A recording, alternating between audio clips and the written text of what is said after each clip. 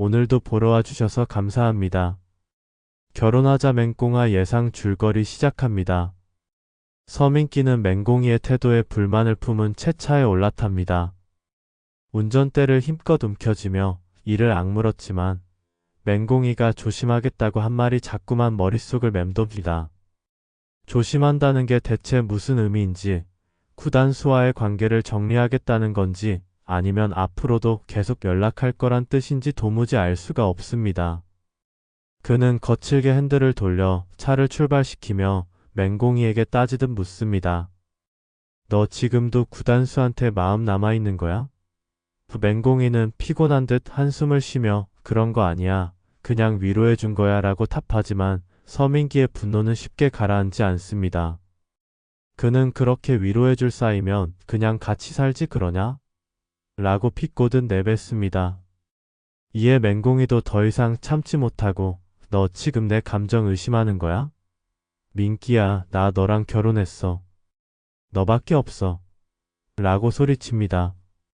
그러나 서민기는 여전히 분이 풀리지 않은 채 그럼 행동을 똑바로 하라고. 왜 나보다 구단수한테 먼저 신경 써? 라고 쏘아붙입니다. 그날 밤 서민기는 거실에서 술을 들이켜며 혼자 중얼거립니다. 맹꽁이는 그런 남편을 보고 답답한 마음에 다가가지만 서민기는 차갑게 등을 돌립니다. 난 내가 구단수한테 가는 걸 보고도 참아야 해? 내가 나한테 했던 약속들은 다 뭐야? 그의 말에 맹꽁이는 씁쓸하게 웃으며 구단수는 내 과거야. 지금 내 옆엔 너밖에 없어.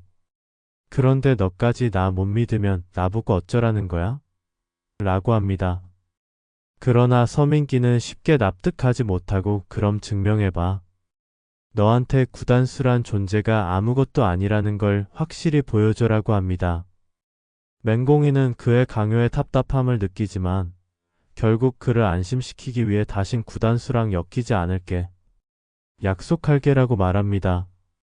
하지만 다음날 맹꽁이는 한 통의 전화를 받고 얼굴이 굳어집니다. 전화를 건 사람은 다름 아닌 구단수입니다. 그는 떨리는 목소리로 공희야, 나 정말 마지막으로 너한테 할 말이 있어. 단 한 번만 더 만나줄 수 있어? 라고 부탁합니다. 맹꽁이는 머뭇거리지만 그의 간절한 목소리에 결국 딱 한 번이야. 그 이상은 안 되라고 대답합니다.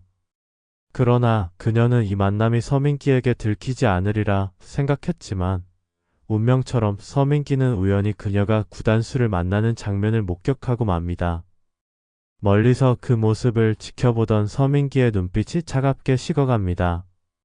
주먹을 불끈 쥔 채 이를 악물던 그는 결국 차 문을 거칠게 열고 맹꽁이에게 다가갑니다. 내가 그렇게 약속했던 말 다 거짓말이었어? 그의 싸늘한 목소리에 맹꽁이는 당황하며 아니야, 민기야. 그냥 마지막으로 인사만 하려고라고 하지만 서민기는 격분한 채 구단수를 향해 강하게 주먹을 날립니다. 구단수는 피하지 않고 그대로 맞으며 쓰러지고 맹꽁이는 경악하며 서민기를 막아섭니다. 이제 됐잖아. 민기야, 제발 그만해.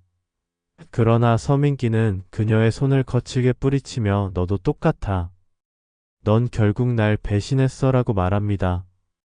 그의 눈에는 분노뿐만 아니라 깊은 배신감이 서려 있습니다. 그날 밤 서민기는 집으로 돌아오지 않습니다. 맹꽁이는 수십 번 전화를 걸어보지만 그는 받지 않습니다. 불안감이 엄습한 그녀는 서민기의 지인들에게 연락을 돌려보지만 아무도 그의 행방을 알지 못합니다. 몇 시간 뒤 그녀는 낯선 번호로부터 한 통의 전화를 받습니다. 서민기 씨가 지금 응급실에 있습니다. 그 말을 듣는 순간 맹꽁이는 심장이 내려앉는 듯한 충격을 받습니다. 그녀는 서둘러 병원으로 달려가고 그곳에서 피투성이가 된 서민기를 발견합니다. 그는 술에 취한 채 오토바이와 부딪혔다고 합니다. 눈물이 쏟아지는 맹꽁이는 그의 손을 붙잡고 애타게 외칩니다. 미안해, 민기야. 제발 정신 차려. 하지만 서민기는 희미하게 눈을 뜬 채 힘겹게 말합니다. 공이야, 너 정말 나한테 미안해? 그녀는 고개를 끄덕이며 그래 미안해. 제발 나랑 같이 있어줘. 나 너 없으면 안 되라고 합니다. 그러나 서민기는 쓴웃음을 지으며 근데 넌 결국 날 두고 구단수한테 갔잖아라고 중얼거리며 의식을 잃습니다. 눈앞이 아득해지는 맹공이는 혼란에 빠집니다. 그녀는 정말 서민기를 사랑하는 것인지 아니면 단지 죄책감 때문인지 알 수 없었습니다. 그러나 분명한 것은 그녀가 어떤 선택을 하든 이제는 돌이킬 수 없는 지점에 와버렸다는 사실이었습니다. 서민기가 의식을 잃은 채 병상에 누워있는 모습을 바라보며 맹공이는 점점 무너져 갑니다. 그녀는 서민기의 손을 붙잡고 간절히 속삭입니다. 민기야, 제발 눈 좀 떠봐.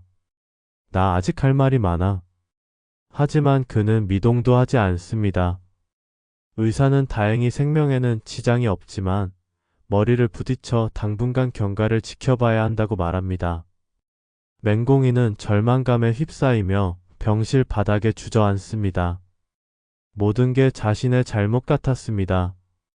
자신이 구단수를 만난 것이 결국 이런 결과를 낳은 것만 같았습니다.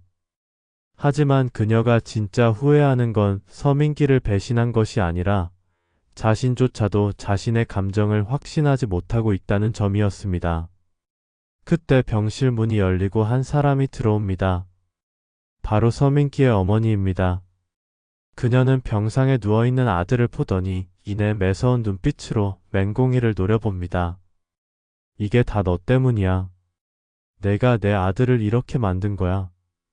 그녀는 다짜고짜 맹공이의 뺨을 후려칩니다. 병실에 울려 퍼지는 날카로운 소리와 함께 맹공이는 얼굴을 감싸줍니다. 어머니 전 그런 의도가 아니었어요. 그녀가 애써 해명하려 하지만 서민기의 어머니는 눈물을 흘리며 소리칩니다. 내가 내 아들한테서 구단수 그 자식 못 끊어낼 거면 왜 결혼했어? 맹공이는 아무 말도 하지 못한 채 고개를 숙입니다. 그녀조차도 그 답을 모릅니다. 자신이 진짜 사랑한 사람이 누구인지, 왜 아직도 구단수 앞에서 흔들리는지, 그런 자신이 너무나 싫고, 그런 자신을 사랑한다고 했던 서민기의 모습이 미안할 뿐입니다. 서민기의 어머니는 눈물로 번진 얼굴을 닦으며 이를 악문 채 맹공희에게 단호하게 말합니다. 이혼해. 내가 감히 우리 민기 옆에 있을 자격이 없어. 이 뒤에 이어질 내용은 구독과 알림 설정을 통해 확인해주세요. 좋아요는 드라마 영상 제작에 큰 힘이 됩니다.